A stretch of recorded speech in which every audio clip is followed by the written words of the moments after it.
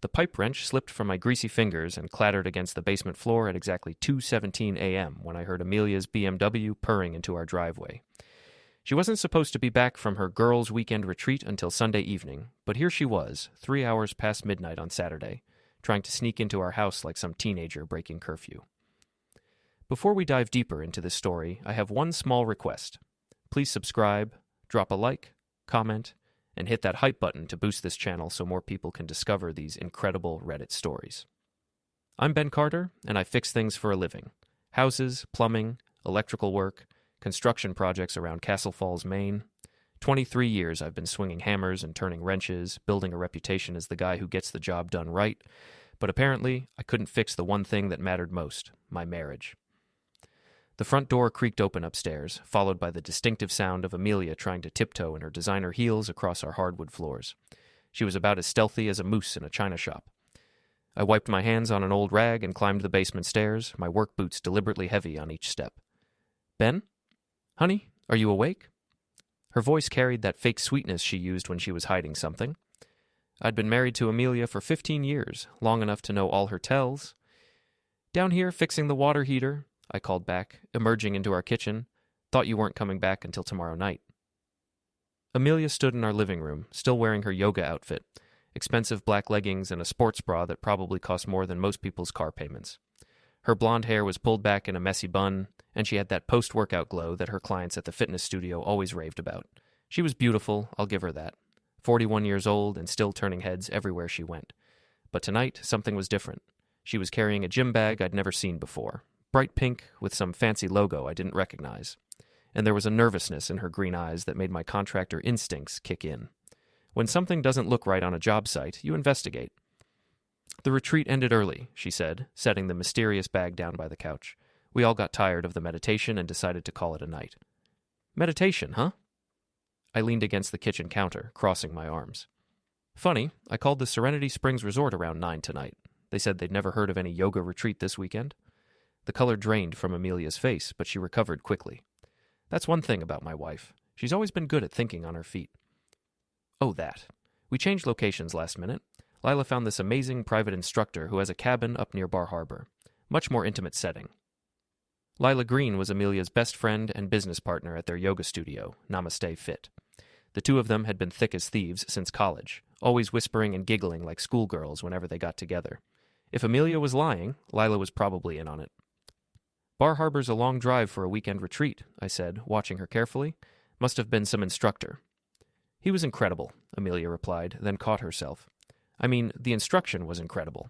Really opened my mind to new possibilities.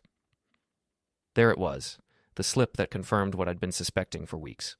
The late nights at the studio, the mysterious phone calls she'd take in the other room, the way she'd started dressing up for grocery runs and errands around town. My wife was having an affair. You know what, Ben? Amelia suddenly brightened, like she'd just had a brilliant idea. Maybe we should talk about opening up our marriage a little, exploring new experiences, meeting new people. You've been so focused on work lately, and I've been feeling like we're stuck in a rut. I almost laughed out loud. Here she was, coming home from cheating on me, and now she wanted to make it official. The audacity was almost impressive. Open marriage, I repeated slowly. Like, see other people? Exactly. No secrets, no lies, just honest exploration of what we both want. I think it could bring us closer together. She moved toward me, placing her manicured hand on my chest. We're both adults, Ben. We can handle this maturely. I looked down at her, this woman I'd loved since we were kids, and felt something cold settle in my chest. She thought I was stupid. After 15 years of marriage, she actually believed I was too dumb to figure out what she was doing. You know what, Amelia? That sounds like a great idea. Her face lit up with relief and excitement. Really? You're open to it? Absolutely. In fact, let's start tonight. Since we're being so honest and mature about everything, why don't you tell me about this new instructor of yours, the one who's been texting you at all hours and sending you those photos you keep hiding from me? The blood drained from her face again, but this time she didn't recover as quickly. I don't know what you're talking about. Sure you do. Chad F., right? That's how he's listed in your phone, though I'm betting his last name isn't just F. Amelia's mouth opened and closed like a fish out of water. I could practically see the wheels turning in her head, trying to figure out how much I knew and what story might still work. Ben, listen. No, you listen. I stepped closer, my voice dropping to the tone I used with contractors who tried to shortchange me on jobs. I've been busting my ass for 23 years to build a life for us. I renovated this entire house with my own hands, working nights and weekends while you built your little yoga empire. I never complained when you spent more time at that studio than at home, never said a word when you started traveling every other weekend for business conferences. You don't understand. I understand perfectly. You got bored with your boring husband and found yourself a shiny new toy. But here's what you don't understand, Amelia. I'm not nearly as stupid as you think I am. I turned and walked toward the basement door, then paused and looked back at her. Since we're opening up the marriage, I'll be moving into the guest room. And since we're being so mature and honest about everything, you can start paying me rent for living in my house. Market rate for a place this nice in Castle Falls is about $1,500 a month, plus utilities. I'll have the paperwork drawn up tomorrow. You can't be serious. Dead serious. Welcome to your new open marriage, sweetheart. Hope it's everything you dreamed it would be. I left her standing there in our living room, mouth agape, and headed back to the basement. But instead of working on the water heater, I sat on my workbench and stared at the wall, my mind racing. Amelia thought she was playing chess while I was playing checkers. She had no idea that I'd been 3 moves ahead of her for weeks now. The phone calls to the resort, the casual conversations with her friends, the times I'd accidentally glanced at her phone when she left it lying around. I'd been gathering evidence like a detective building a case. And tomorrow I was going to start building something else, the most satisfying revenge a cheated-on husband had ever constructed. But first, I needed to know exactly who Chad F. was and what I was dealing with. In my experience, the best way to tear something down is to understand exactly how it's built. Sunday morning arrived with the kind of gray, drizzling weather that makes Maine feel like the edge of the world. I was up at 6, brewing coffee and making breakfast like nothing had changed, when Amelia finally emerged from our bedroom looking like she'd spent the night wrestling with her conscience. "Ben, we need to talk about last night," she said, sliding into her usual spot at our kitchen table. She was wearing one of my old flannel shirts over her pajamas, probably trying to look vulnerable and apologetic. "Nothing to talk about," I replied, setting a plate of scrambled eggs and bacon in front of her. "You want an open marriage? We have an open marriage. Simple as that. I didn't mean it had to happen immediately. I thought we could discuss boundaries, rules. The only rule is honesty, right? That's what you said." I sat across from her with my own breakfast and pulled out my phone. "So, in the spirit of complete honesty, I should probably tell you that I set up a dating profile this morning." Amelia nearly choked on her orange juice. "You what?" Match.com, Bumble, even tried that Tinder thing the young guys at work are always talking about. Amazing how many responses you get when you mention you're a homeowner with a steady income and no kids. That last part stung, and I meant it to. We'd tried for kids for years, before finally accepting it wasn't going to happen. It was one of those wounds that never quite healed, and Amelia knew it. "Ben, please. This isn't what I wanted." "Sure it is. You wanted freedom to explore, no secrets, no lies." "Well, I'm exploring. In fact, I have a coffee date this afternoon with a very nice elementary school teacher named Rebecca. She seems lovely." I didn't actually have a date with anyone named Rebecca, but Amelia didn't need to know that. The look of jealous panic in her eyes told me everything I needed to know about how open she really wanted this marriage to be. "This is ridiculous. You're being childish." "I'm being exactly what you asked me to be. Honest and mature about exploring what I want." I stood up and grabbed my truck keys from the hook by the door. "Speaking of which, I'll be out most of the day. Doug and I have some investigating to do." Doug McKenzie had been my right-hand man for 8 years, ever since he moved to Castle Falls from Boston after his divorce. Ex-wrestler, built like a brick wall, and loyal as a golden retriever. More importantly, he had a talent for finding out things about people that they'd rather keep private. I found him at our current job site, a kitchen renovation for the Hendersons on Maple Street.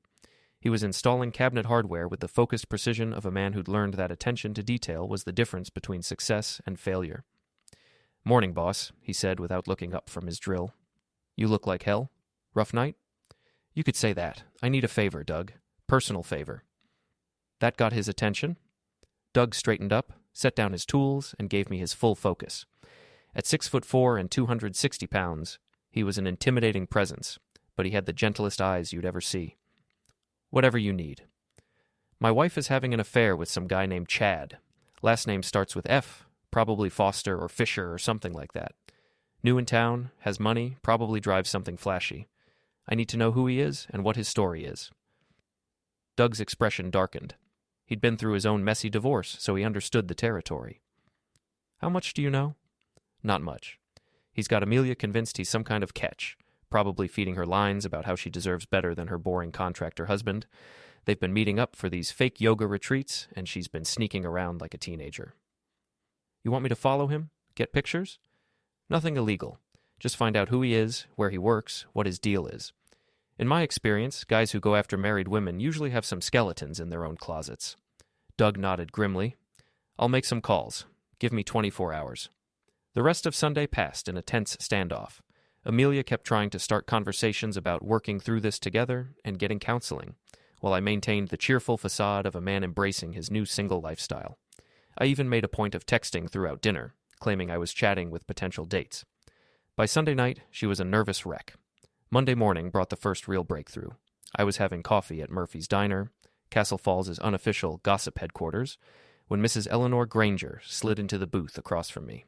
Eleanor was 73, lived alone in the house next to Amelia's yoga studio, and knew everyone's business before they knew it themselves.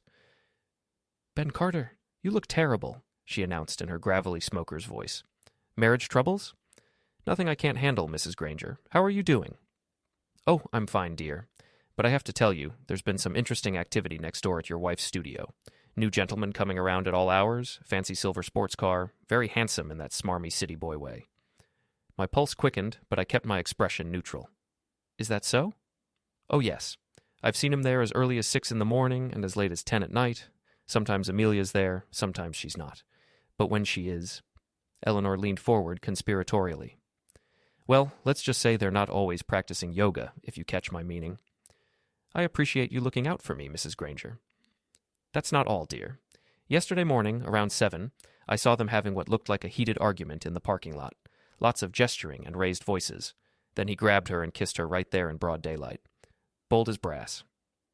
I thanked Eleanor and headed straight to the job site, where Doug was waiting with a manila folder thick with information.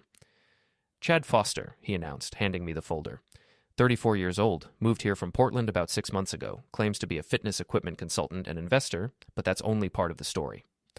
I opened the folder and found printouts of social media profiles, business registration documents, and what looked like newspaper clippings. He's engaged, Doug continued. Has been for 2 years. Fiancée is Victoria Ashworth, daughter of some big-shot real estate developer in Portland. Daddy's worth about $50 million, and little Victoria is set to inherit a good chunk of it.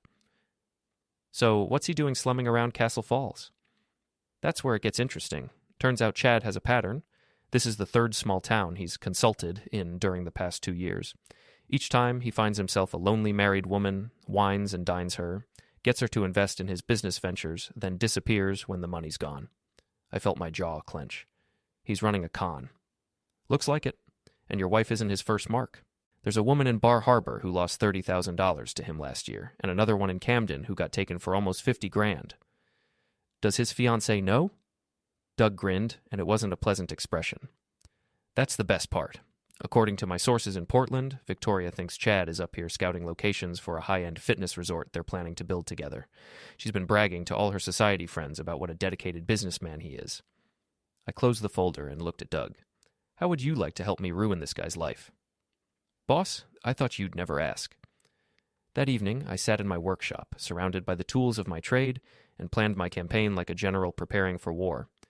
Chad Foster thought he was playing in the minor leagues, seducing a small-town contractor's wife for fun and profit. He had no idea he was about to go up against someone who'd spent 23 years solving problems that seemed impossible. The first rule of construction is that you always start with a solid foundation, and the foundation of my revenge was going to be the truth, served up in the most devastating way possible. I picked up my phone and started typing a text message to a number I'd found in Chad's business registration documents. Victoria Ashworth was about to learn some very interesting things about her devoted fiancé. But that was just the beginning. By the time I was finished with Chad Foster, he was going to wish he'd never heard of Castle Falls, Maine. Tuesday morning brought the kind of crisp October weather that makes you remember why people fall in love with New England. I was installing new gutters on the Henderson house when my phone buzzed with a text from an unknown number. Is this Ben Carter?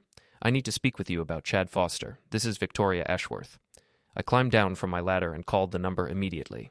A woman answered on the first ring, her voice tight with barely controlled anger. Mr. Carter? Thank you for calling. I received your message about Chad, and I need to know if what you're telling me is true. Every word, Ms. Ashworth.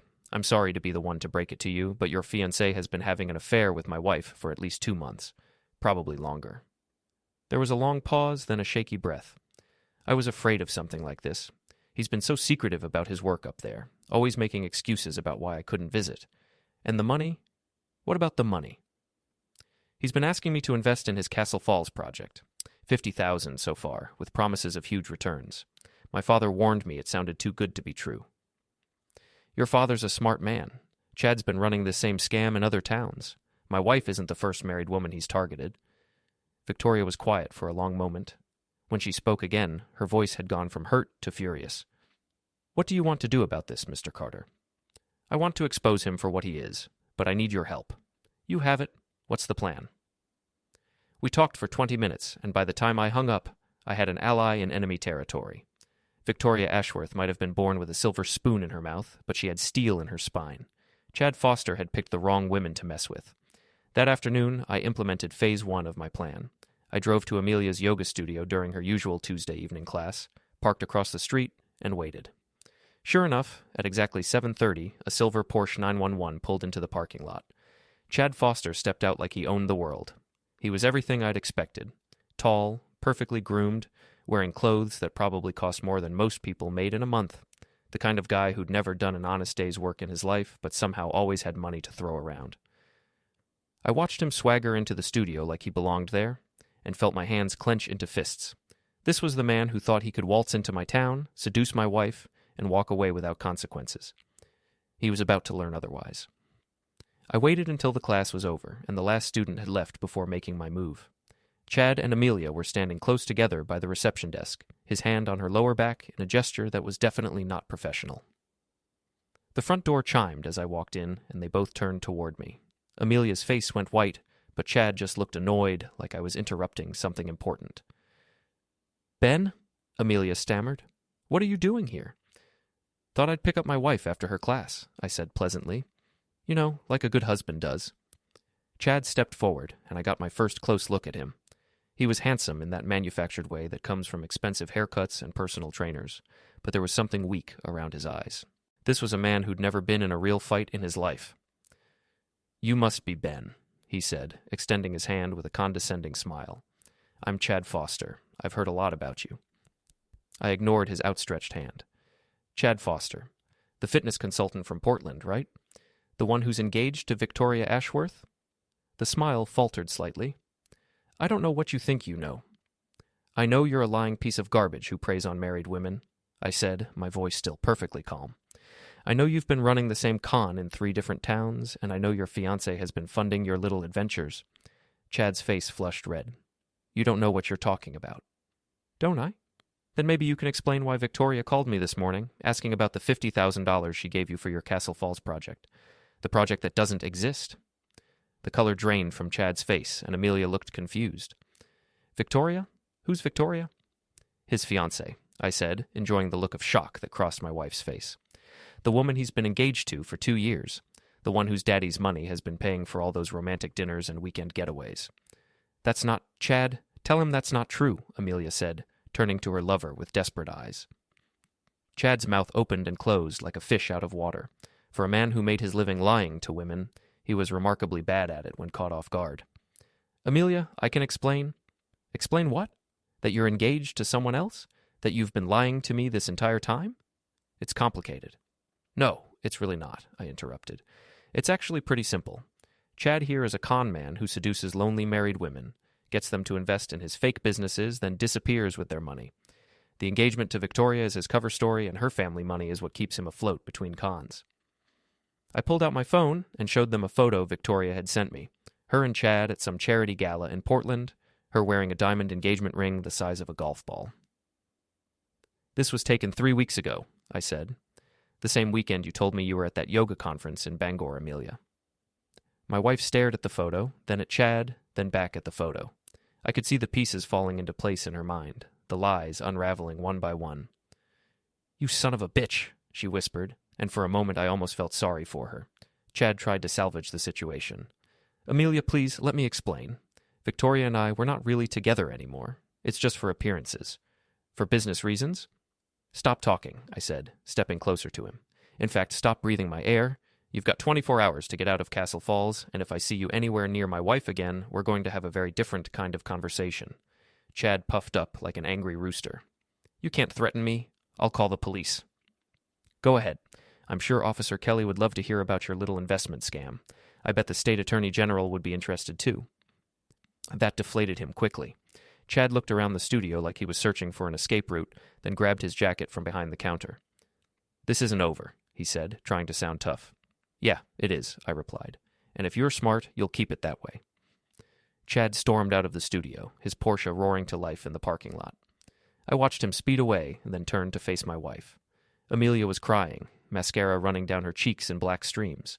She looked smaller somehow, diminished by the weight of her choices. Ben, I'm so sorry. I never meant for this to happen. I thought he really cared about me. He cared about your money, Amelia. How much did you give him? She looked away, and I knew the answer was going to hurt. $25,000 from our joint savings account. I felt like I'd been punched in the gut. $25,000. Money we'd saved for years, money that was supposed to go toward the addition we'd planned to build on the house. Jesus Christ, Amelia. I thought it was an investment. He said we'd double our money within 6 months. And you believed him? A guy you'd been sleeping with for 2 months, and you just handed over $25,000? I loved him, she said quietly. I thought he loved me too. I looked at my wife, really looked at her, and saw a stranger. This wasn't the woman I'd married, the woman I'd built a life with. This was someone who'd thrown away 15 years of marriage for a con man with a pretty face and a silver tongue. I want a divorce, I said. The words hung in the air between us like smoke from a fire that couldn't be put out. Ben, please. We can work through this. We can get counseling. We can... No, we can't. You stole from me, Amelia. You stole our money, our future, our marriage. There's no coming back from that. I turned and walked toward the door, then paused and looked back at her. Oh, and about that rent I mentioned? It just went up to $2,000 a month. Consider it a stupidity tax. I left her there in her precious yoga studio, surrounded by all the trappings of the life she'd chosen over our marriage. But as I drove home through the darkening streets of Castle Falls, I realized something important. I wasn't done with Chad Foster, not by a long shot. He'd cost me my marriage and $25,000. But more than that, he'd humiliated me in my own town. He'd made me look like a fool, and that was something I couldn't let stand. Chad Foster wanted to play games? Fine. But he was about to learn that some games have consequences he never saw coming. Wednesday morning brought unexpected visitors to my job site. I was replacing rotted deckboards on the Henderson house when Lila Green pulled up in her white BMW SUV, followed closely by Morgan Hartley in her Prius. Both women looked like they were dressed for battle. Lila had been Amelia's best friend since college and co-owner of the yoga studio. She was one of those women who thrived on drama and gossip, always stirring the pot and then acting innocent when things boiled over. Morgan was their newest business partner, a former corporate lawyer who'd moved to Castle Falls 2 years ago, claiming she wanted a simpler life. In my experience, people who talked about wanting simpler lives usually brought the most complications with them. Ben Carter, we need to talk, Lila announced, marching across the lawn in her designer boots like she owned the place. Doug straightened up from his work and moved closer to me. He'd developed a protective instinct over the years, and right now his body language said he was ready for trouble. Morning, ladies, I said, not bothering to put down my hammer. What can I do for you? You can stop destroying Amelia's life, Morgan said, her lawyer voice in full effect. What you did yesterday was cruel and unnecessary. What I did yesterday was expose a con man who was stealing from my wife and lying to both of us. If that destroyed anything, it was the fantasy Amelia was living in. Chad Foster is a good man, Lila insisted. He genuinely cares about Amelia, and he's been nothing but honest with her about his situation. I almost laughed. Honest? He's engaged to another woman and has been running investment scams in 3 different towns. That's your definition of honest. The engagement is just a business arrangement, Morgan said. He explained everything to us. He and Victoria have an understanding. Did he explain the part where he's been taking her family's money to fund his affairs with married women? Or the part where he's done this exact same thing in Bar Harbor and Camden? The 2 women exchanged glances, and I could see doubt creeping into their expressions. They'd obviously talked to Chad, but he'd given them a sanitized version of events. Even if that's true, Lila said, it doesn't excuse what you're doing to Amelia. She's devastated, Ben. She made a mistake, but she loves you. She loves the idea of me, I corrected. The steady husband who pays the bills and fixes the house while she plays around with pretty boys who tell her what she wants to hear. That's not love, Lila. That's convenience. You're being vindictive, Morgan accused. Charging her rent to live in her own home? That's petty and cruel. It's not her home, I said, my patience finally wearing thin. I bought this house before we got married. I renovated every room with my own hands. My name is the only one on the deed, and my money is what pays the mortgage. If Amelia wants to live there while she's screwing around with other men, she can pay for the privilege. Doug stepped forward slightly, and both women took an involuntary step back. He hadn't said a word, but his presence was intimidating enough to change the dynamic of the conversation. Look, I continued, I don't know what Chad told you, but let me give you some free advice. Men like him don't just have one con running at a time. If he's been lying to Amelia and Victoria, what makes you think he's been honest with you? What's that supposed to mean? Lila asked. It means you might want to take a close look at any business dealings you've had with him, check your accounts, review any contracts you might have signed. Guys like Chad are always working multiple angles. The color drained from Morgan's face, and I knew I'd hit something. What is it, Morgan? Lila asked, noticing her friend's expression. The equipment loan, Morgan whispered. He said he could get us a better deal on the new yoga equipment if we went through his company. We gave him $15,000 as a down payment. When was this? I asked. 3 weeks ago. He said the equipment would be delivered by the end of the month. Have you seen any paperwork? Contracts, delivery schedules, anything official? Morgan shook her head slowly. He said he was handling all of that. We just needed to provide the down payment to secure our place in the queue. I looked at both women, seeing the realization dawning in their eyes. You've been conned, ladies. Chad Foster just walked away with your $15,000, and I guarantee you'll never see that yoga equipment. Lila sank down onto the Hendersons' porch steps, her face pale. Oh my God, what are we going to do? You're going to learn an expensive lesson about trusting pretty faces and smooth talkers, I said. And maybe next time you'll think twice before defending a man you barely know against someone you've known for 15 years. I turned back to my work, dismissing them, but Morgan wasn't ready to give up. This doesn't change what you're doing to Amelia, she said. She's still your wife, Ben. She deserves better than this vindictive campaign of yours. I set down my hammer and faced her directly. Amelia made her choices, Morgan. She chose to have an affair. She chose to steal $25,000 from our joint account to give to her boyfriend. She chose to lie to me for months while she was sneaking around behind my back. Now she gets to live with the consequences of those choices. But no buts. You want to talk about what people deserve? I deserved a faithful wife. I deserved honesty. I deserved to not have my life savings stolen to fund my wife's affair, but I didn't get any of those things, did I? Morgan opened her mouth to argue, but Doug stepped forward again, and she thought better of it. Come on, Lila, she said. We need to call the bank. They left without another word, but I knew this wasn't over. In a town the size of Castle Falls, word traveled fast and battle lines were being drawn. I was about to find out who my real friends were. That afternoon, I got my answer when I stopped by the Crooked Nail for lunch. The bar was Castle Falls' unofficial town hall, where everyone from construction workers to bank presidents came to eat, drink, and catch up on local gossip. I'd been coming to the Crooked Nail for 20 years, and usually I could count on friendly greetings and good-natured ribbing from the regulars. But today, the atmosphere was different. Conversation stopped when I walked in, and I could feel eyes following me as I made my way to my usual spot at the bar. Ben, said Jimmy Morrison, the owner and bartender. The usual? Just a beer, and whatever's good for lunch today. Jimmy poured me a Budweiser and slid it across the bar, but his expression was guarded. Heard you've been having some excitement at home. News travels fast. It does in a town this size. People are talking. I bet they are. What are they saying? Jimmy wiped down the bar with unnecessary intensity. Mixed opinions. Some folks think Amelia got what was coming to her. Others think you're being too hard on her. And what do you think? I think it's none of my damn business what goes on between a man and his wife. That was Jimmy, diplomatic to a fault. But I could see the sympathy in his eyes, and I knew he was on my side, even if he wouldn't say it out loud. Ben Carter, you son of a bitch. I turned to see Mike Brennan approaching, and I knew I was in for trouble. Mike was a plumber who'd been competing with me for jobs around town for years. He was also one of Amelia's yoga clients, and I'd always suspected he had a crush on her. Mike, I said evenly, how's business? Better than yours is going to be when word gets around about how you're treating your wife. And how exactly am I treating my wife, Mike? Like garbage. The woman made a mistake, and instead of being a man about it and working things out, you're trying to destroy her life. I felt the familiar surge of anger, but I kept my voice calm. The woman stole $25,000 from our joint account to give to her boyfriend. That's not a mistake, Mike. That's theft. She was in love. She wasn't thinking clearly. She was thinking clearly enough to move the money without telling me.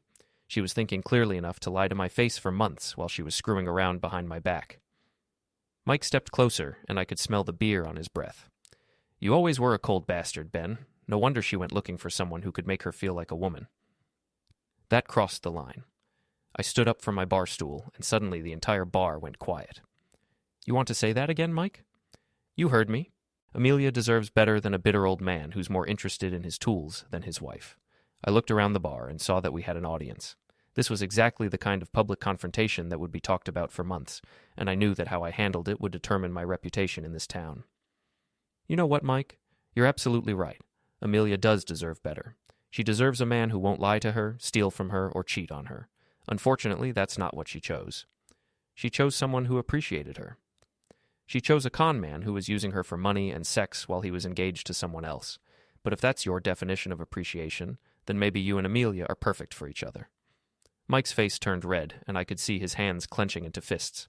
He was bigger than me, but I'd been swinging hammers and hauling lumber for 23 years. If he wanted to make this physical, I was ready. Easy, boys, Jimmy said from behind the bar. Take it outside if you're going to fight, but I'd rather you just drink your beers and mind your own business. Mike looked around the bar, probably realizing that starting a fight over another man's wife wasn't going to make him look good. He grabbed his beer and moved to a table on the other side of the room, but not before giving me a look that promised this wasn't over. I finished my lunch in relative peace, but I could feel the tension in the room. Castle Falls was choosing sides, and not everyone was choosing mine. As I was leaving, Jimmy called me over. Ben, a word of advice from an old friend? Sure. Be careful. Mike Brennan's got a big mouth and a small brain, but he's got friends. And some of those friends do business with you. I nodded, understanding the warning. In a small town, personal feuds could quickly become professional disasters. But I'd come too far to back down now. Thanks for the heads up, Jimmy, but I'm not going to apologize for expecting my wife to be faithful and honest. I'm not asking you to apologize. I'm just saying maybe it's time to think about what you really want out of this situation. What I wanted was simple. I wanted Chad Foster to pay for what he'd done, and I wanted everyone in Castle Falls to know exactly what kind of man he was. But as I drove back to the job site, I realized that getting what I wanted might cost me more than I was prepared to pay. The war for Castle Falls had begun, and I was about to find out if I had enough allies to win it.